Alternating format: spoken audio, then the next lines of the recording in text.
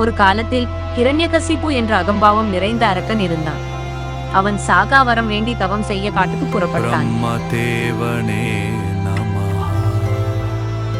அப்போது அவன் மனைவி கயாது கர்ப்பிணியாக இருந்தார். அவளுக்கு மகரிஷி நாரதர் பக்தி மார்க்கத்தை போதித்தார்.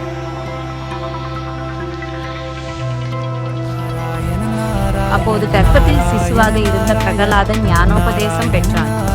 அவன் பிறக்கும் போதே நாராயணரின் பரம பக்தனாக இருந்தான். இந்நிலையில் இரணியனின் தவம் வெற்றி பெற்றது. உன் கடும் தவத்தால் மனமிளகினேன் இரணியகசிபு. பிரம்மதேவா, என் பிரார்த்தனை கேட்டீரா? தேவர்களாலோ மனிதர்களாலோ விலங்குகளாலோ ஆயுதங்களாலோ இரவிலோ பகலிலோ வீட்டிலோ வெளியிலோ எனக்கு மரணம் நிகழக்கூடாது. அப்படியே ஆகட்டும். உலகில் நான் தான் கடவுள். என்னை தவிர வேறு யாரையும் வழிபடக்கூடாது. பிரம்மதேவனிடம் சாகாவரம் பெற்ற இரணியன் 3 உலகங்களையும் வென்று அடக்கி ஆள தொடங்கினான்.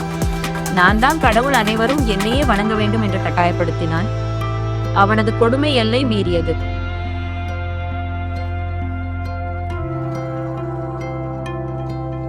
இதற்கிடையில் பிரகலாதன் கல்வி கற்கும் பருவம் அடைந்தான். அதற்காக செண்டன் அமர்கன் என்று 2 அசுர ஆசிரியர்கள் நியமிக்கப்பட்டனர். பிரகலாதா, இந்த மந்திரத்தை உச்சரி. ஓம் ஹிரண்யாய நம. இல்லை குருவே, நான் ஓம் நாராயணாய நம என்று சொல்கிறேன். அது சரி, ஆனால் நீ இப்போது ஓம் ஹிரண்யாய நம சொல். கேவல ஓம் நாராயணாய நம, இதுவே என் இதயம் சொல்வது.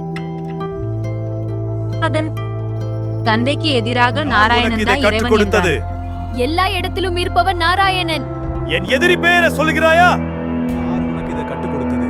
எல்லா இடத்திலும் இருப்பவன் நாராயணன். அவனை திருத்தி தன் வழிக்கு கொண்டு வர இரணியன் மேற்கொண்ட முயற்சிகள் பலிக்கவில்லை.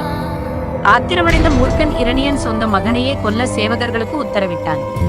ஹிரண்யகசிபுவின் சேவகர்கள் பிரகலாதனை நெருப்பிலும் யானைகளிடமும் மலையிலிருந்தும் தள்ளினர். சதா நாராயணையே தியானித்துக் கொண்டு இருந்ததால் பிரகலாதனை ஒன்றும் செய்ய இயலவில்லை. பக்தி அவனை காப்பாற்றியது. ஒரு நாள் அந்தி சாயும் நேரத்தில் இரணியன் கோபத்தின் உச்சிக்கே சென்றான்.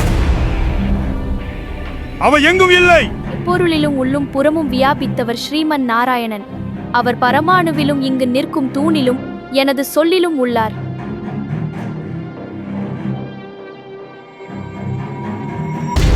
உன் கடவுள் எங்கே இருக்கிறான்? எல்லா இடத்திலும். இதுல இருக்கானா? ஆம்.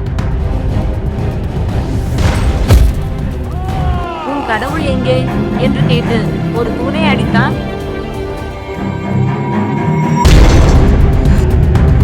அந்த தூணில் இருந்து நரசிம்மர் பாதி மனிதர் பாதி சிங்கமாக வெளியே வந்தார்.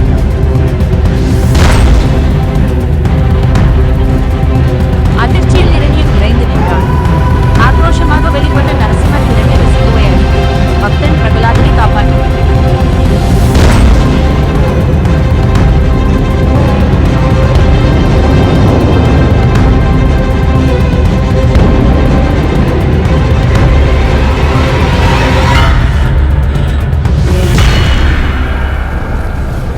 பிரகலாதனின் உண்மையான பக்திக்கு இறைவன் அருள் வழங்கினார். பிரகலாதா, உன் பக்தி என் கோபம் தணித்தது. அருகில் வா, என் அருள் உனக்கு. உமது அருள் கிடைத்ததே போதும். என் அருள் என்று உன்னோடு இருக்கும். இது என் ஆசை. இறைவன் உண்டு, அவர் எங்கும் இருக்கிறார். இறைவனை நம்புபவர் நலமடைவார். நம்பிக்கை இல்லாத அசுரரை போன்ற மனிதர்களை கண்டு அஞ்ச வேண்டாம். இறைவன் தன் பக்தர்களை எங்கும் எப்பொழுதும் காப்பாற்றுகிறான்.